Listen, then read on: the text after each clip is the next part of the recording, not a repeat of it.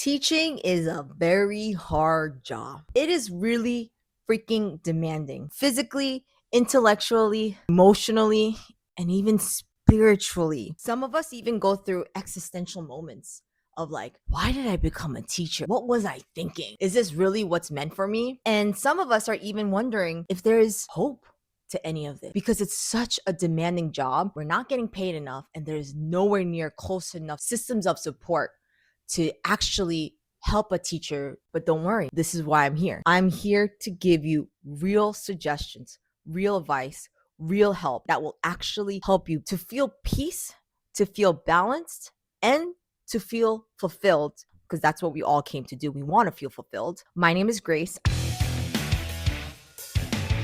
I'm a school engagement consultant. I have been in education for now over 15 years.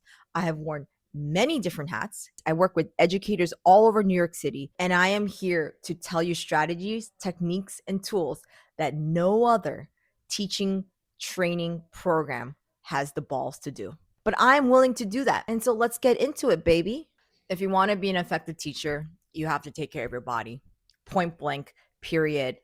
Snaps, whatever you want to call it, you have to take care of your body. You know this, and I know this. And no matter how many lesson plans you write, no matter how much curriculum you study, no matter how prepared you think you are or you want to be, it's not going to really matter. If your body is not being hydrated, it's not getting enough rest, it's not getting the proper nutrition, you know that's going to impact you when you're teaching. How are you taking care of your body so that you can show up the best physical version of yourself in the classroom? Is this landing with you? I'm sure it is, because we all know days that we have come into the classroom hungover, exhausted, dehydrated, not well rested, and we know what that feels like. We know it impacts how we treat our students, how we treat our colleagues, how we treat ourselves. We know the impact that it has on the lesson. That is why the health of your body, it is the foundation, the base for you to be an effective teacher. Being a teacher is a demanding job. We are expected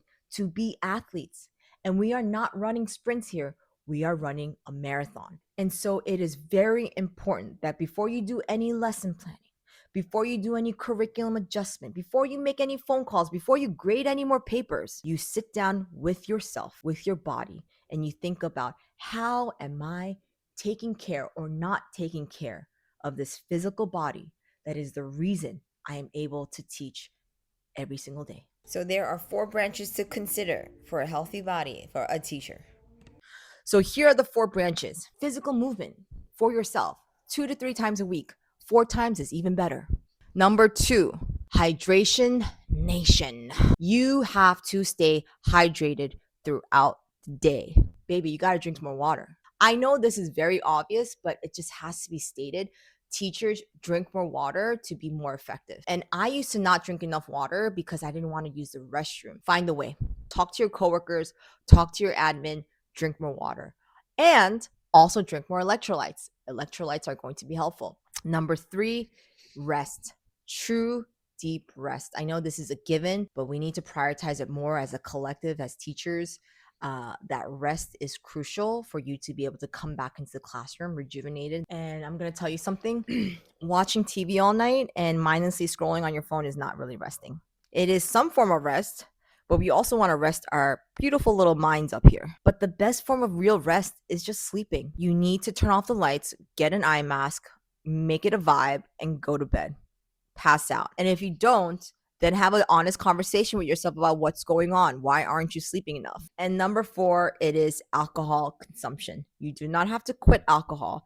I am just asking that you have an honest conversation with yourself on how alcohol consumption is impacting your performance as a teacher. If you truly want to be an effective teacher that makes a positive, lasting impact that you can see in this lifetime, then have an honest conversation with yourself about how often and why you are drinking alcohol and if it is affecting your quality of teaching. Because any toxin that we put in our body is going to stay in our body and affect our thoughts, our emotions, and our behavior. I think other jobs have more room for forgiveness, but I think for educators, it's a noble job. It's a noble commitment that we are all making to help mold the minds of our future. Here's the thing, after everything that I've just said, I want to tell you something about you, which is I know that you are more than capable of being a highly effective teacher. I know that there are moments throughout the day that you already are being a super effective teacher. But all the times you think you are failing or if you are not doing well enough, that isn't your fault. It's not your fault.